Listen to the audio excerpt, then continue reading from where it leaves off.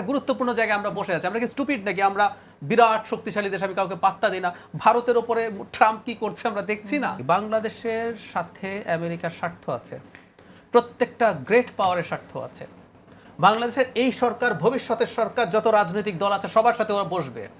তো যখন অনেকের সাথে কথা বলছি তারা ব্যাপারটা বেশ নেগেটিভলি দেখছে, বলছে যে ওনারা আসলে ঘোষণাপত্রের কথা বলছেন কিন্তু নিজেরাই কি আসলে এতটা চেয়েছিলেন কিনা, কারণ যেদিন ঘোষণাপত্র দেবে সেদিন ওনারা নেই।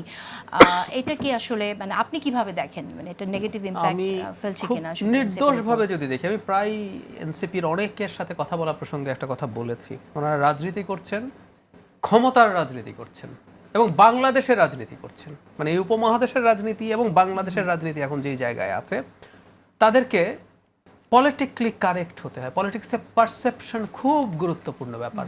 আপনি হয়তো বাস্তবে যা নন, পলিটিক্যাল পারসেপশনে আপনি সেটা হয়ে যেতে পারেন। আপনি বাস্তবে যা তা না হতে পারেন। সুতরাং খুব সতর্কভাবে পা ফেলতে হবে, তাদেরকে মনে রাখতে হবে তারা পলিটিক্যালি কারেক্ট কাজ করছে কিনা। 5 তারিখ তাদের এটা যাওয়া অত্যন্ত পলিটিক্যালি ইনকারেক্ট একটা সিদ্ধান্ত, কোনো রকম কোনো সন্দেহ নেই।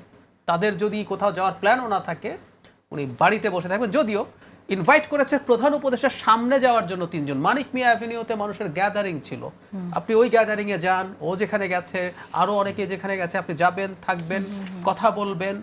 টক শোগুলোতে কথাবার্তা হচ্ছে, তারা তাদের এই ঘোষণাপত্র নিয়ে তাদের প্রতিক্রিয়া, কারণ এখানে তো অনেকেরই খুব গুরুত্বপূর্ণ ফেস আছে যারা মিডিয়াতে কথা বলেছেন, অনেক কিছু তারা করতে পারতেন। সো এটা তাদের জন্য খুব খারাপ হয়েছে। দ্বিতীয় কথা যেটা আমি বলতে চাই, আমি একটা জিনিস সত্যিই মনে করি, মানে পুরুষ নারী কিভাবে গেছেন এই ইস্যুতে না, এই যে হাস যেটা আপনি মনে করছেন, পিটার হাসের সাথে বৈঠকে যাওয়া হচ্ছে এইভাবে আসলে যাচাই করা ছাড়া মিডিয়ার এভাবে নিউজ করা ঠিক হয় না, কোনো সন্দেহ নেই। কিন্তু খেয়াল করব, আমরা একটা ফুটেজ দেখেছি, প্রশ্ন আসতে পারে ফুটেজ কিভাবে লিকড হলো, সেটা ডিফারেন্ট ডিবেট।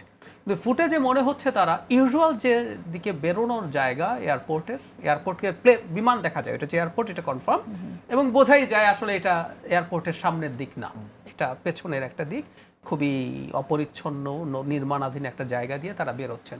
তো এই ধরনের একটা ভিডিও যখন সামনে এসছে, এই প্রশ্নটাও আসলে খানিকটা সবার সামনে এসছে যে কেন তাহলে এই ধরনের ব্যাপার হতে হবে। এবং আমরা খেয়াল করলাম তারা কেন্দ্রীয় নেতৃত্বকে এটা ইনফর্ম করেনি, কারণ তারা অলরেডি এটা নিয়ে শোকজ করেছেন।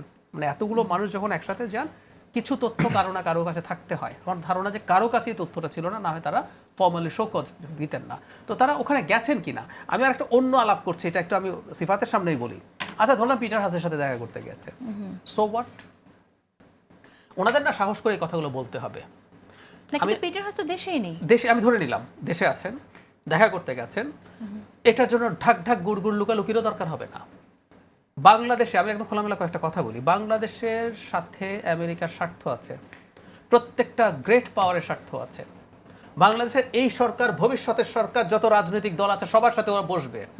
পিটার হাস এক্সিলারেট এনার্জি চাকরি করেন বলে আমি মনে করি না। ওনাকে আসলে বাংলাদেশে রাখা হয়েছে কারণ তিনি দীর্ঘদিন বাংলাদেশে থেকে তার হিউজ নেটওয়ার্কিং হয়েছে।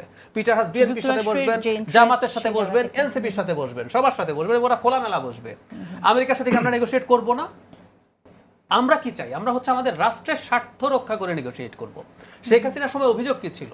তিনি অবৈধভাবে ক্ষমতায় থাকার জন্য রাষ্ট্রের স্বার্থ জলাঞ্জলি দিয়ে শুধুমাত্র ধরুন ভারত, কখনো কখনো চীনের সাথে নেগোশিয়েট করেছেন। তো আমেরিকার সাথে আমাদের কথা বলতে হবে, তো আমেরিকার আমাদের সাথে চাওয়ার আছে।